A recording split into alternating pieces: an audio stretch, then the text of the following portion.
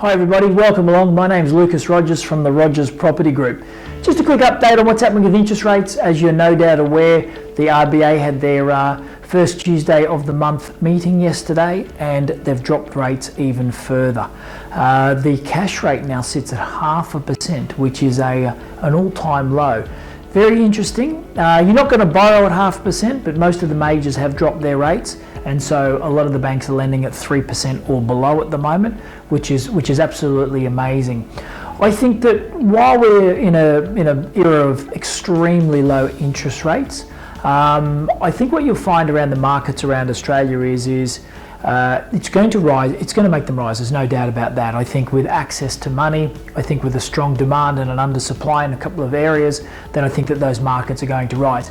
The areas that I would be very, very careful of as an investor are both Sydney and Melbourne.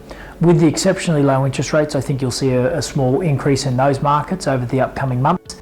But I would be very, very cautious about investing in those areas because of the fact that I think that's artificially driven with the very low interest rates. And I think if interest rates further down the track, which I think will be a little bit of a while away, but they will increase at a later stage, I think with those increases, you could find some danger there because the index between interest rates or payments, I should say, and wages is really out of whack in those areas at the moment. I think if you are thinking about investing at the moment with these low interest rates, is pick something that's a little bit more affordable. Say Brisbane, I think, is a fantastic market to be looking at.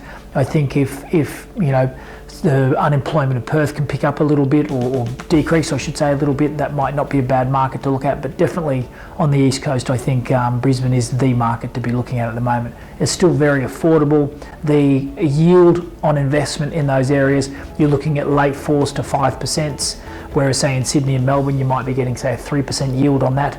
So Brisbane's definitely worth investigation at the moment.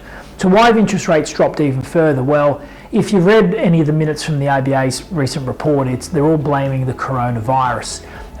What it's been doing on a world market is it's certainly hurting the share market. That's dropped significantly because the movement of people can't happen and people are just nervous. So when there's a bit of uncertainty in the market, then share prices start to drop a little bit. The equities market drops a little bit as well.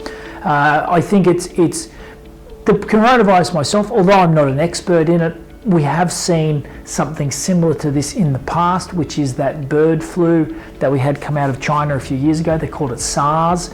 What I found very interesting is, of course, everybody thought it was pandemic and the whole world was going to die. Yes, a few people did die, but they were elderly people or very young people susceptible to illness.